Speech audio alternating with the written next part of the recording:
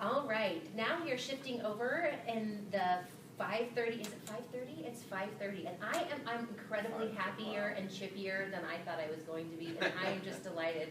We have had some great guests, and now I am thrilled to introduce you to Jimmy Coray, who is a husband, a father, a hiker, an adventurer, an author, and a speaker. Jimmy spends time each week in the mountains of Utah enjoying the freshness of high altitudes. He takes a couple cameras with him to record thoughts and experiences and his own path to recovery and peace. Speaking from the heart, Jimmy will share with you how to break down shame and enjoy being genuine, even if your genuine isn't ideal just yet.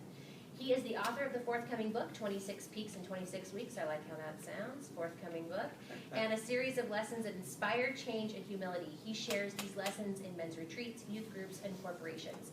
You can follow him on the mountain by subscribing to his YouTube channel, Every Mountaintop, and you can also find out more about him and see a recent video that he created called Who's in Command of You? Your Ship.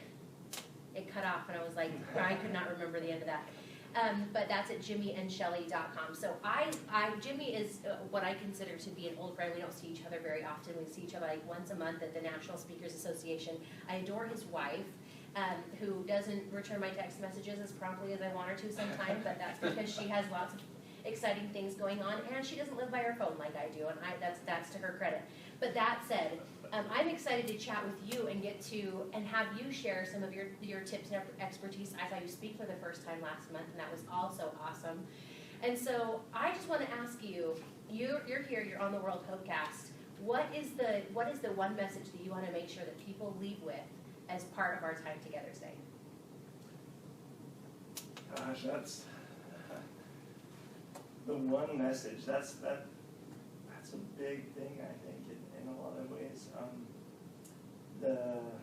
So on my way up here, I was listening to one of my favorite musicals, which I heard Darren Johansson talk about yesterday too. I think some other people as well. I mean, this has been a great experience listening to people through this whole thing. So I was listening to Les Mis on the way up, and my favorite thing, I mean, it's the epilogue. You get to the end, and it just the culmination of the whole story. And there's a line in there that says, "Even the darkest night will end, and the sun will rise." And that's the thing I think I want people to understand, to know. It doesn't matter how dark the night is, the sun will always rise, and there is always hope. I know how difficult that is to understand, to feel when you're in the darkest part of that night, because it feels like it will never end, it'll never go away. But that's something that I do know, that it does end, and things do get better.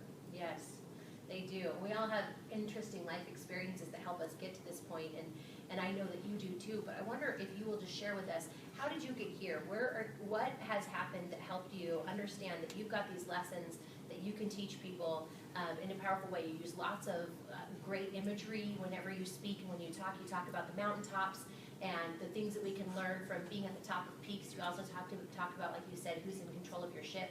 And so tell us a little bit about your journey and how you've ended here.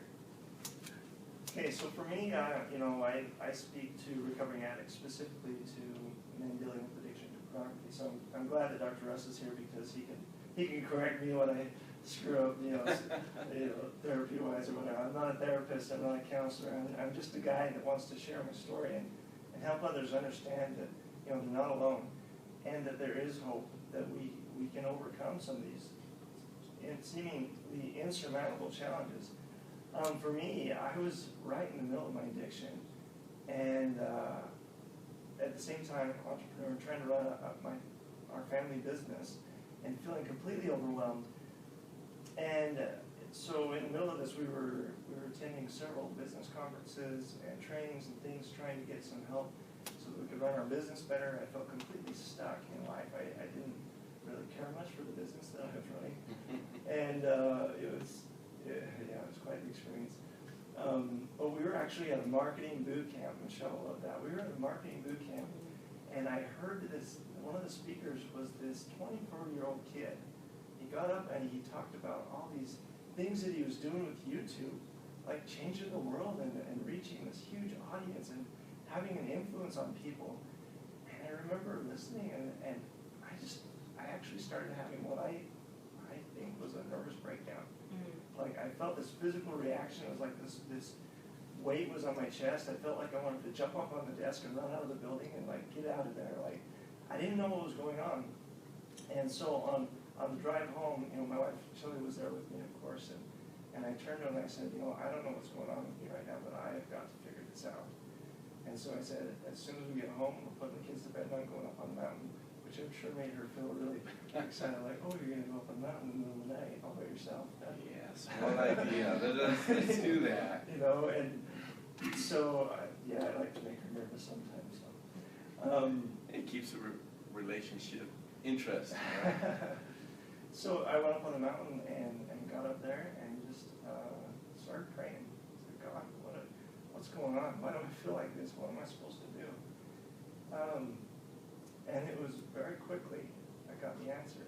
He said, get in the fight right now.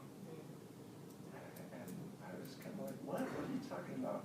I'm not okay yet. I haven't beat this in my own life. How can I go tell others how to beat it in their lives? And it was just really clear, no, jump in the fight right now. And I think that's one of the clear messages, too, that we need to understand, not just as addicts, but with all of us. Too often we wait until we're perfect at something before we show up to serve. What we need to understand is we can serve right now. It might not be the ideal, perfect situation, but we have value to offer at any moment in our life. And that can be kind of part of the therapeutic process, too, that if we can get outside of what we're just the only things that we're dealing with, it can help us overcome some of those challenges ourselves while we're helping other people do the same. I think that's great advice. And I think that you share and you bring some real and some raw stories to what people are dealing with. But I also know you have some tips and advice to share. So what would you share to all those people that whatever in the middle of the challenges that they're in? What are some nuggets of wisdom that you have learned over the last few years that have really changed the way that you approach your life and approach the challenges that come? It's interesting when you talk about addiction to pornography. Most people don't want to talk about it. We've had plenty of difficult marketing campaigns with that, where it's like, oh, you market, hey, we're going to have this awesome retreat where you're going to overcome your addiction to pornography, and people are like, I don't know so much. Yeah. Even if they want it, they don't want to admit that they want it, right? Yeah. But it's interesting, the response you do get is from the moms. And it's heartbreaking that they come and they say, hey, I just found out my 10-year-old son is already deep into doing pornography regularly. And maybe to a lot of people in the world, that's like, oh, well, that's just part of life. You grow up, you see it, whatever. But the more that science is catching up with the reality that pornography really changes your brain and messes things up, it destroys relationships. And so I guess, first of all, the tips I would want to give is to moms. And I loved listening to Becky McIntosh yesterday. She's such a wonderful example, I think, of a mother that just loves, unconditionally. And that would be my first tip for parents, is just act in love. Love unconditionally. And I know that is really difficult, especially when your kids are doing things that you know are destructive to them, and you don't agree with it. So just a personal experience from my life. When I was 16, I remember sitting in church, in the church pews.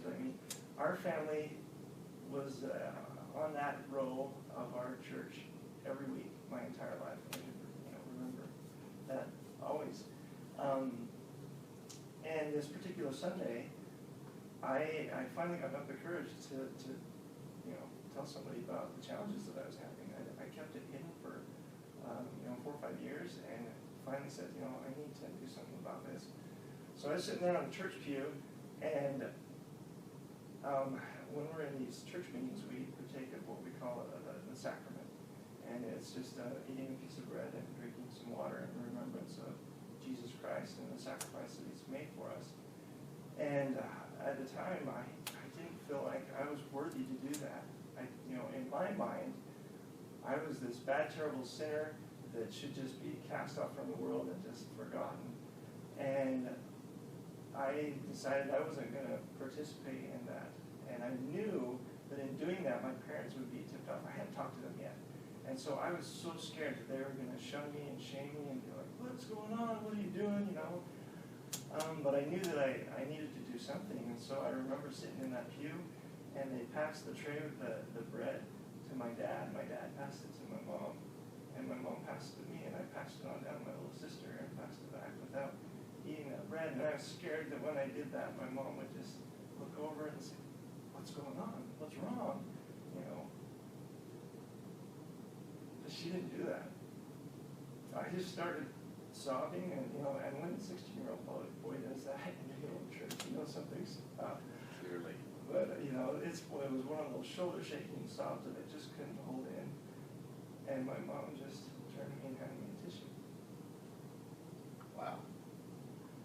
No judgment, no looks of shame, just love. And I think that's so key for parents. No matter what your kid's dealing with, just love them. And then love them again and again and again. Because they're going to need that, especially if they're dealing with pornography. They're going to need that over and over and over. So just love them. That's the first tip for parents. Second one would be, you know, it's sometimes we think we're loving them, we're doing our best, and it feels like, you know, we're telling them what they should do because it's the thing that's going to help them. And we tell them, this is the right thing to do, you should do this. Well, another experience that I had, it was back when I was a missionary. And as missionaries, we had a companionship. So I was with another missionary, we were together. And at the time, I was what was called the senior companion. I was in charge, you know. And I remember one morning, I was telling my companion some things that he should be doing. We should be doing this, you should be doing this. These are the rules, this is what we're supposed to do as missionaries. And he just cut me off and he said, Jimmy, are you telling me this because you want to help me or just because you can? And I think we fall into that as parents sometimes, where the parents were in charge, we're supposed to do that. You know, I've got 4 kids. I do that all the time with my kids, and I have to catch myself. And I'm doing it just because they're supposed to listen to me. This is what's going to help them, you know, and having that real intent, that love behind it is so important, I think, because they can see right through it. Absolutely. Yeah. So those are just, I mean, the first 2 tips I would give to parents. And this last week, I got to participate in a conference for the Utah Coalition Against Pornography. I got to help coordinate with that. It was a wonderful experience. A lot of people showed up. It was awesome. We had double what we had last year. Awesome. And in this conference, we had a lot of parents showing up saying, "Hey, we need help. Our kids are dealing with this. We want to block, you know, the computers, put filters on them, take their phones away, all these things." And those end up being as barriers. And if you put up barriers, kids want to bust through them.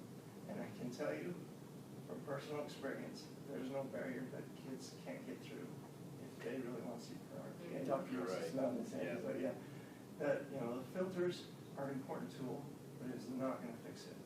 That filter has to come from within, and that's the boundaries. Were you going to say something? No. Okay. The boundaries are things that the kids decide on their own. And when you can have that boundary, that internal filter, that's when you can start making some progress. Well, I think you bring up a good point, and so I think that's the magic elixir, right? So how do we make them have that change to a place where it's not necessarily about the filters that you put that are physical, but that it's something that happens internal? Do you have any thoughts or advice or feelings for helping people find that change within themselves? Yeah. So I think when it comes down to it, in my opinion, really addiction to pornography, as well as I think many addictions and depression and eating disorders, all these things kind of come down to 2 things. I think it's shame and isolation are the roots of the problem. Shame being something where the person really begins to hate themselves. They no longer think that what they did is wrong. They think that there's something wrong with themselves because they keep doing it over and over and over again. And then isolation, you know, they because they feel that way about themselves, they begin to distance themselves from the relationships that really matter. And really, the relationships is what matters in this life. I mean, you heard the story about my mom yesterday. One of the things I learned from that experience of my mom passing away, when we had the funeral, my dad wasn't in a mental place where he could really, speak at the funeral, but he did write, some thoughts and some things that someone else wrote. And the main thing I remember from that, he says, when it comes down to it, it's about the relationships. How is your relationship with your spouse, your family, people that really matter to you? And when we isolate ourselves, it cuts off those relationships. So how do you combat the shame? I think the first thing is getting over our weaknesses. And I'm not saying overcome our weaknesses, but getting over that we have weaknesses, and that's okay. It's actually a good thing. And I love that Allison, just before me, was talking about that our weaknesses are actually, it's a blessing. We learn our strengths because of that. I love the example that I heard taught from Dr. Paul. He taught me this where he gets up on a whiteboard and he draws this grid of dots, just like you're doing a dot game or something. And he draws this whole grid, but he leaves one out. And then he asks you a question: how did I do? And you look at me, and the immediate reaction that you have is, hey, there's a missing dot. You forgot something. And he says, did I? And I'm like, yeah, there's supposed to be there one. There's supposed to be a dot there. And he says, no, I left it out there. I left it out on purpose. And if we can look at ourselves that way, that we have these weaknesses on purpose. There's a reason for them. And instead of trying to destroy them, forget them, and kick them out of our lives, we try and learn from them, because that's really why we have them, is to learn and to connect with people. At this Utah Coalition Against Pornography conference, I heard there's this couple, Trailer and Melody Laborn, and they talk about this connecting at weakness.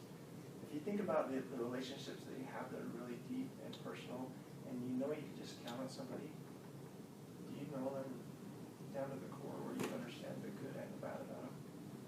And yeah, that's a big part of it. And so when we try and hide our weaknesses and just cover them up or pretend that they're not there, we end up missing out on some of the strengths that we really can't have. It takes a lot of soul searching to figure out what your weaknesses are sometimes. Because I think sometimes we don't recognize that we're covering them up because we might be in denial or in a mode of avoidance. And so how did you uncover what your weaknesses were? It's kind of crazy to say this way, but that's the blessing of being an addict. And that to most people, you even say that word, pornography, and it feels disgusting, which it is. But the things that I've learned from going through this have been absolutely invaluable. So, even as a parent or an addict, you could say, hey, you know what? There's a lot of other worse things you could go through. And I know that there's probably people hearing that going, you're wrong. This is the worst thing that I can ever go through. But I can tell you, once you start to see some of that light, you realize, yeah, there's a lot worse things that there could be. And learning your weakness because of this, it's like, oh, okay, yeah, now I can do something about it. Mm-hmm. Well, I think that these kinds of conversations are the kinds of conversations that need to be happening. They're the kinds of conversations that we need to be having with our kids. But a lot of what you said, I love that we want to act in love and we want to help them create some of their own boundaries. But some of the things that we know we're going to have these challenges. We know our kids are going to have challenges. And so I think that some of the things are that I hear you saying that you already had in place before. You had a great support system. You had parents who loved you. And so I think that one of the greatest takeaways is that we can work now to have stronger, better relationships so that whatever challenges and struggles come, we can be better prepared to handle and weather those storms because the relationships are strong to begin with. If the relationships are weak to begin with and then you add in a struggle, well then you have two problems instead of just one. but if you can work with your family to create a level of trust and love and mutual connection, that it really helps to have that. And so I think that's one of the greatest things that I learned from you today, is just really creating that with my friends, my kids and my friends, so that when something comes up, that we have that base, that foundation, because it will come. It will come. And if there's nothing else that we have learned in the last almost 24 hours of the HopeCast, is that everyone shares their story.